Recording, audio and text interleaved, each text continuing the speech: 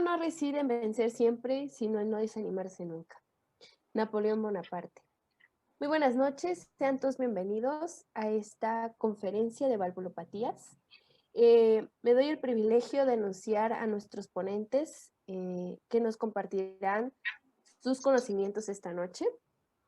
Ambos son egresados de la Facultad de Medicina Humana Dr. Manuel Velasco Suárez como médicos cirujanos.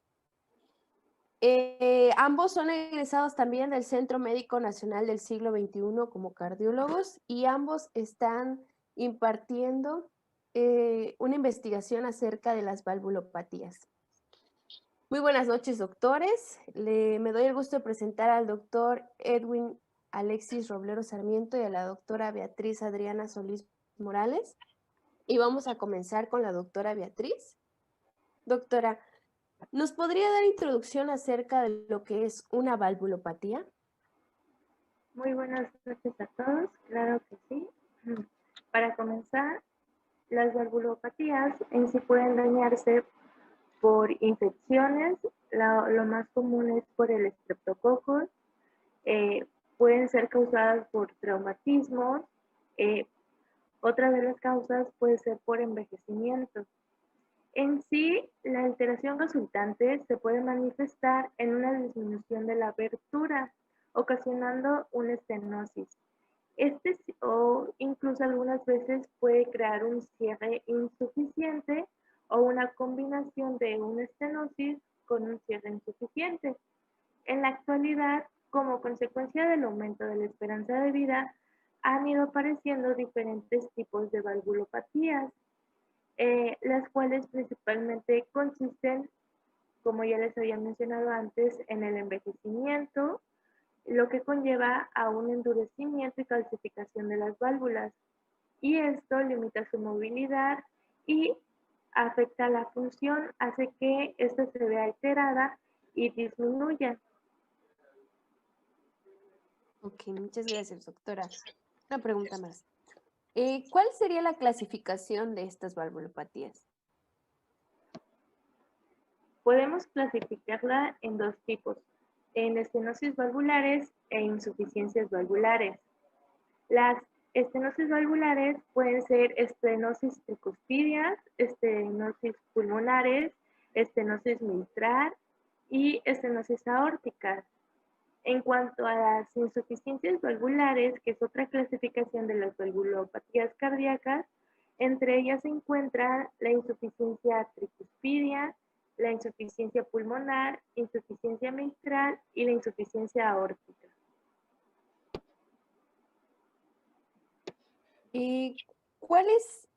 ¿Cuál sería la característica principal de las estenosis valvulares? Las características principalmente de estenosis valvulares es de que estas producen una sobrecarga de presión de la cámara cardíaca próxima a la válvula afectada. En sí, se producen lesiones estenóticas, principalmente la estenosis aórtica, y el aumento de la poscarga ventricular lleva a una hipertrofia concéntrica como respuesta adaptativa. Y típicamente esto suele aparecer como una disfunción diastólica antes de una disfunción sistólica. Continuando con las preguntas, doctora, ¿cuál es la característica principal? Perdón, ¿cuál es la valvulopatía más común y cuál sería la característica de esa patología? La valvulopatía más común que podemos encontrar es la estenosis aórtica. ¿Esta en qué consiste? Principalmente es la obstrucción del flujo de sangre entre el ventrículo izquierdo y la aorta generada por el engrosamiento y la rigidez de la válvula, secundaria a diferentes mecanismos inflamatorios o malformativos congénitos.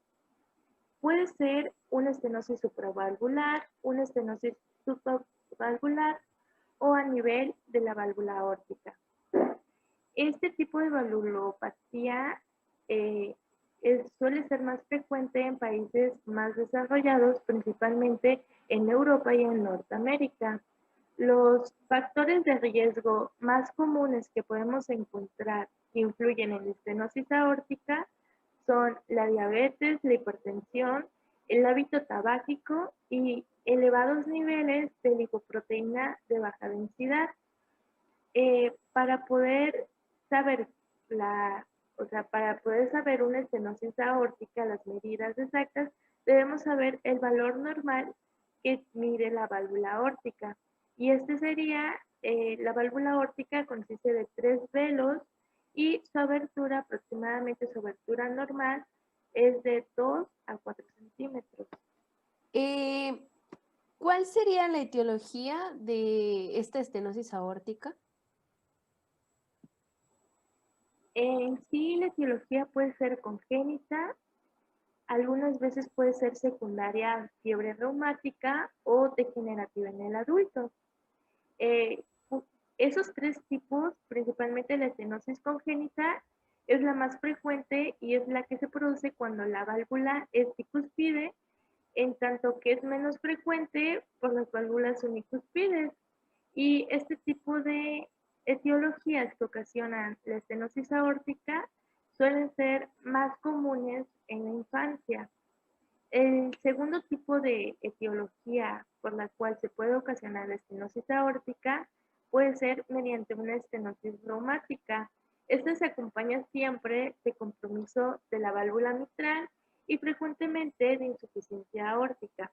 El, ter el tercer tipo de etiología que podemos encontrar en la estenosis aórtica es la estenosis degenerativa o también llamada como fibrocálcica. Esta es la más frecuente de todas las etiologías en pacientes adultos debido al envejecimiento que estos tienen. Esta enfermedad, esta etiología es muy caracterizada por la acumulación de lípidos, inflamación y calcificación. Esta suele parecerse mucho a lo que es la aterosclerosis.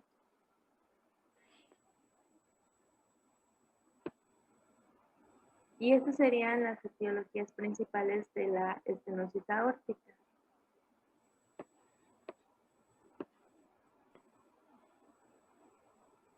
¿Y cuáles serían los signos y síntomas que tendría nuestro paciente al presentar la patología de estenosis aórtica? ¿Y cómo identificaríamos en la auscultación que estamos ante una estenosis aórtica? Ok, los principales signos y síntomas en una estenosis grave o moderadamente grave podemos encontrar 3, que es el angor, el síncope y la disnea. Si el síntoma es angina, la sobrevida del paciente puede ser de 3 años y es de 25 al 30% ocupa el 25 al 30% de mortalidad. Si el síntoma principal que se tiene es el síncope, la sobrevida es de 2 años en el 22 al 23% de los pacientes.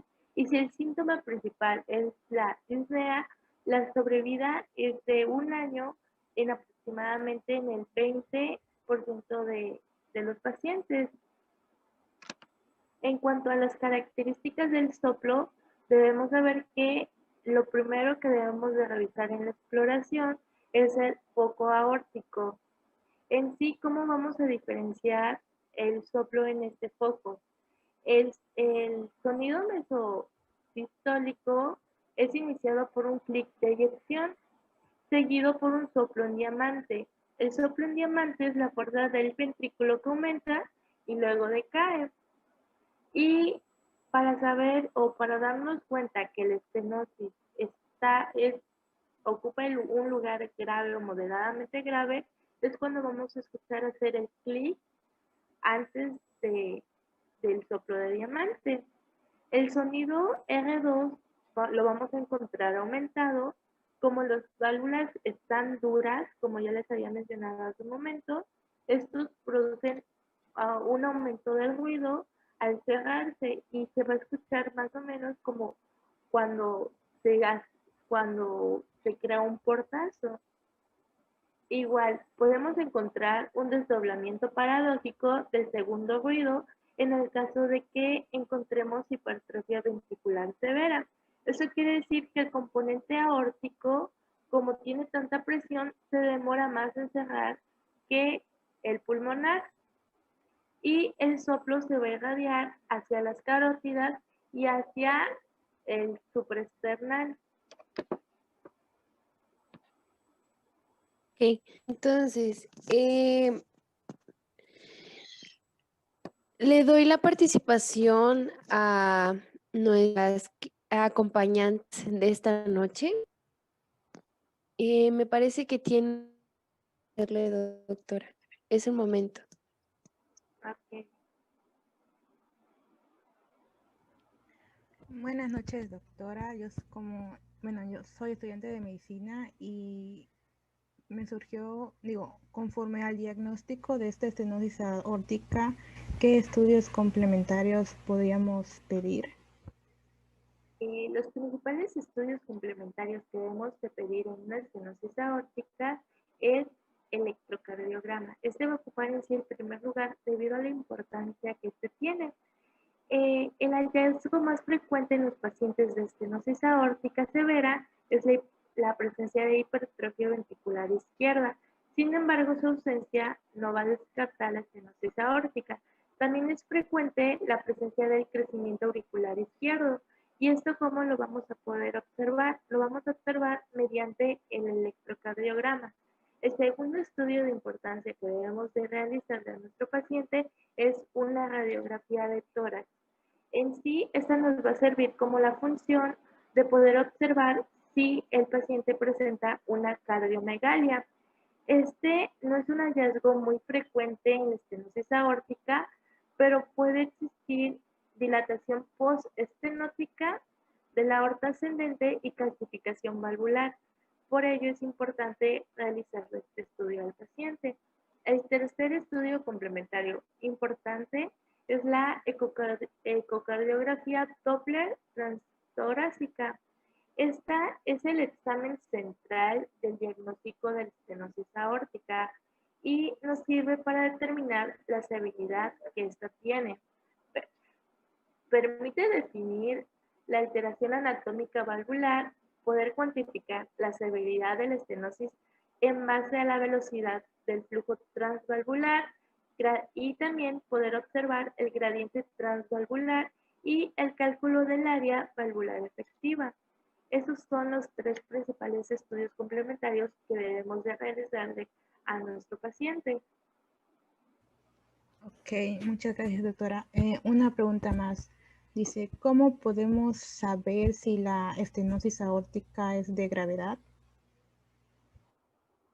Cuando nos encontramos con una estenosis aórtica de gravedad, es cuando ésta tiene más de 40 milímetros de mercurio de gradiente, o sea, de diferencia de presión entre el ventrículo y la aorta, o también un área valvular menor a 1 centímetro. Muchas gracias, doctora.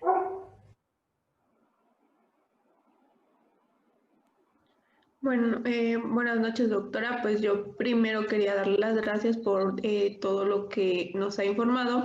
Y a mí me surgieron dudas respecto al tratamiento de las valvulopatías. ¿Cuál sería el tratamiento de esta valvulopatía? Y en cuestiones del tratamiento quirúrgico, ¿qué es lo que pues más se usa o más se recomienda? Ok, el tratamiento va a variar dependiendo del paciente con el que nos encontremos. En los pacientes sintomáticos, el tratamiento principal va a ser la cirugía precoz, ya que en sí no existe ningún tratamiento médico capaz de retrasar la opción inevitable de la cirugía de la estenosis aórtica. No obstante, en los pacientes que no son aptos para la cirugía, estos pueden ser tratados con digitálicos, diuréticos y ECA ARA2 si llegaran a presentar insuficiencia cardíaca. En la estenosis aórtica severa sintomática, el tratamiento quirúrgico con reemplazo valvular es el tratamiento ideal y definitivo, puesto que no hay tratamiento médico que mejore el pronóstico de la enfermedad. Y en los pacientes que presentan la estenosis aórtica severa asintomática, En esta, el tratamiento quirúrgico puede ser diferido hasta que el paciente empiece a presentar síntomas o si no llegara a presentar síntomas, también debemos de darnos cuenta que la fracción de eyección si esta fracción de eyección llega a estar disminuida, es cuando se tomará en cuenta el tratamiento quirúrgico de reemplazo valvular. Y en los pacientes con fracción de eyección menor a 20% y bajo gradiente transvalvular, estos deben de evaluarse en forma muy especial para tratar de poner en una balanza el riesgo-beneficio que podría tener el reemplazo valvular. En cuanto al reemplazo valvular aórtico, este puede realizarse como un procedimiento único o combinado. Requiere en sí de una estertonomía media y se realiza bajo la circulación extracorpórea con aproximadamente 4 horas de duración en cirugía, un día en la unidad de cuidados intensivos y el paciente puede tardar de 4 a 7 días en hospitalización. Muchas gracias, doctora. Bueno, Bueno, Agradecemos, ahora, doctora, por su participación. ahora continuamos con el doctor Edwin Alexis Robledo Sarmiento. Muchas gracias, doctora, por su participación. Doctor, ¿nos escucha? Sí, lo escucho. Bueno, también de nuestra parte le tenemos algunas preguntas y sería de un gran agrado que usted nos dé y nos aporte un poco de su conocimiento. Bueno, en la primera pregunta nos menciona cuál es la etiología de la insuficiencia mitral. Bueno, fíjate que hay muchas etiologías, principalmente la doctora Beatriz ya mencionó algunas que casi se relacionan igual con la insuficiencia mitral. Pues fíjate que de hecho se consideraba que la fiebre reumática era una de las principales etiologías para esta insuficiencia mitral, pero hoy en día, gracias a los avances tecnológicos, al desarrollo de la ciencia, a la creación de antibióticos, esta fiebre reumática se ha podido disminuir como una de las causas principales de una insuficiencia mitral. Pues ahora fíjate que es la enfermedad mixomatosa, la principal etiología de esa enfermedad, pero tampoco hay que descartar ciertas patologías como un traumatismo. Aquí principalmente en esta enfermedad, a diferencia de la insuficiencia aórtica, aquí todo lo que afecte lo que es ponte el músculo papilar, las cuerdas tendinosas, van a producir una insuficiencia mitral. Entonces, también una ruptura aguda de las cuerdas tendinosas también nos pueden dar una insuficiencia. Entonces, podemos concluir que todo lo que dañe la válvula, los anillos, la cuerda tendinosa, los músculos papilares e incluso el propio miocardio, nos pueden producir una insuficiencia mitral.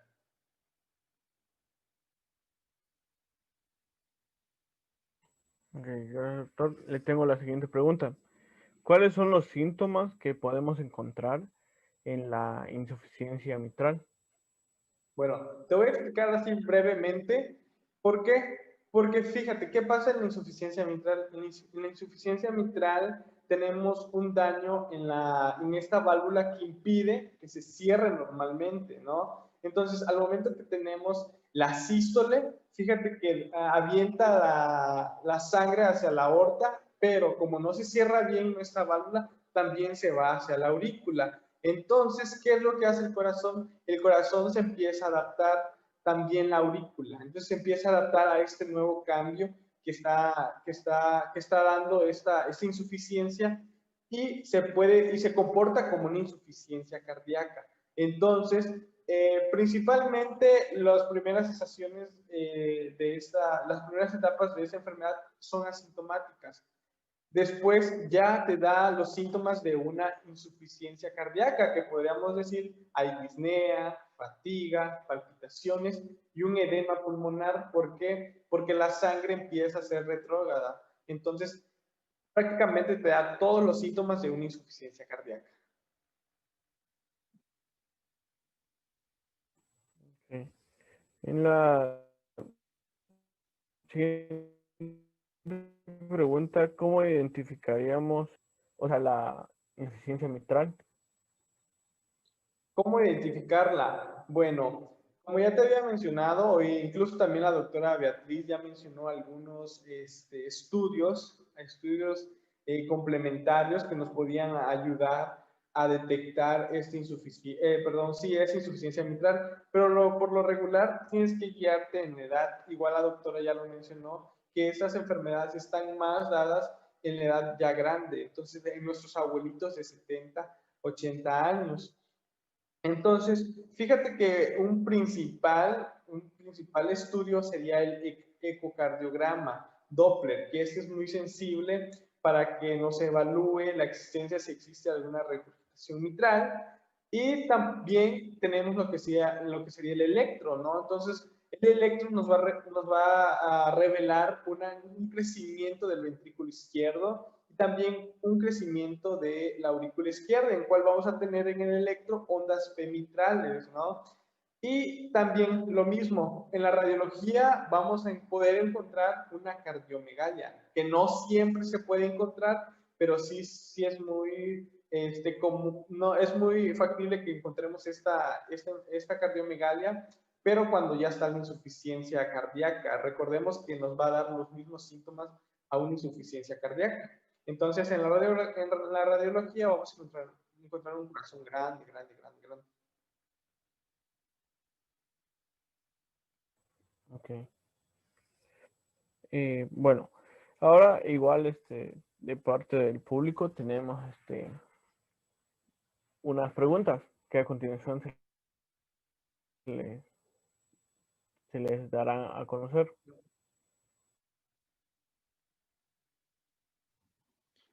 Ok, pues primero que nada, pues muy buenas noches, doctor, y al igual que como lo hicimos con la doctora Adriana, es un placer tenerlos aquí, pues agradecerles por todo lo que nos están compartiendo.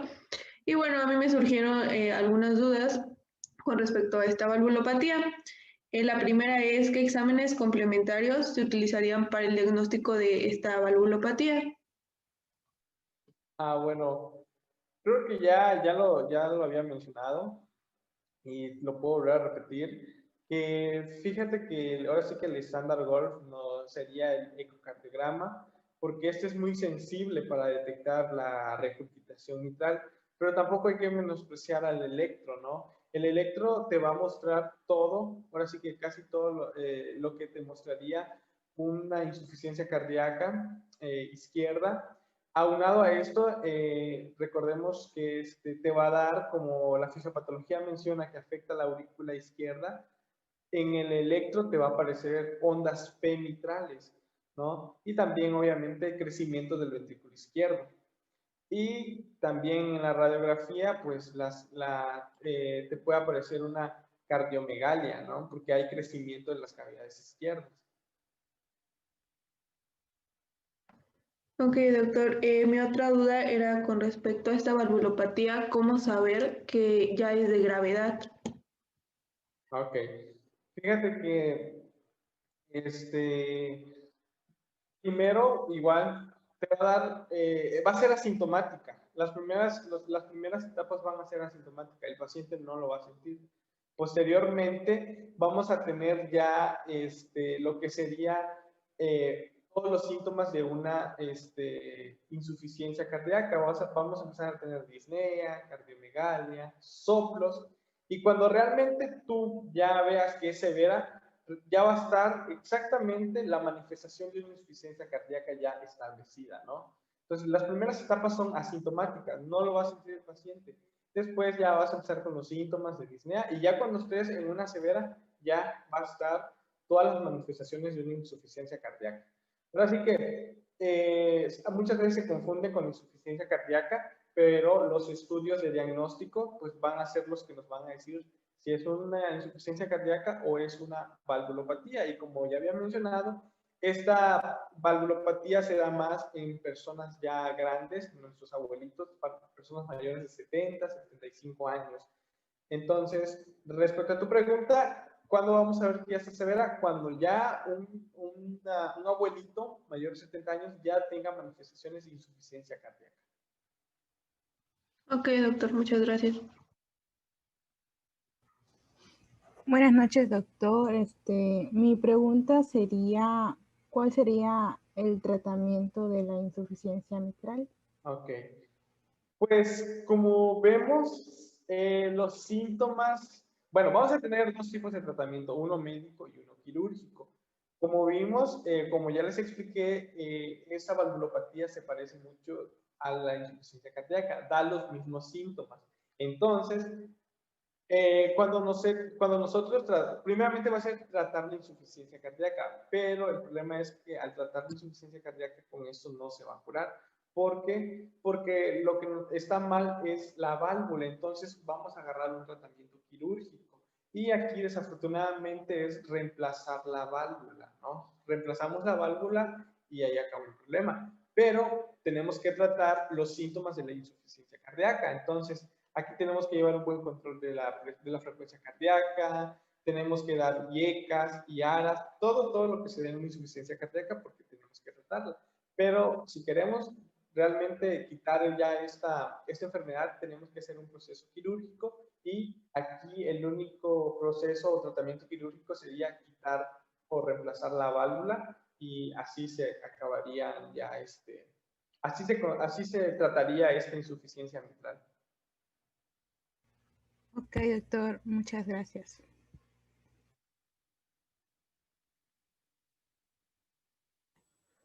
Pues hasta aquí quedaría nuestra ponencia de valvulopatías. Les agradezco realmente por darnos un poco de su tiempo y brindarnos sus conocimientos como tal. Gracias, doctora Beatriz. Gracias, doctor Roblero.